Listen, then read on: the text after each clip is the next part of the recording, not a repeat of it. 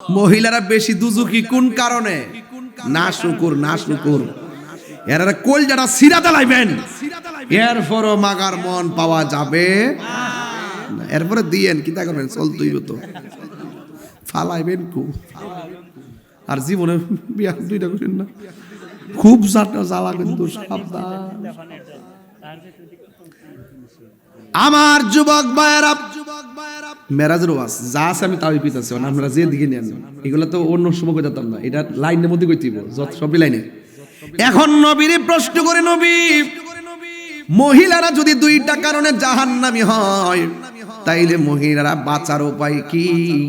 আমার নবী, আপনার নবী বলেন, মহিলারা যদি বেশি বেশি দান সদকা করে আমার আল্লাহ তাদেরকে জাহান্নাম থেকে সেভ করবেন। জোরে জোরে কি সুবহানাল্লাহ বলা যাবে না?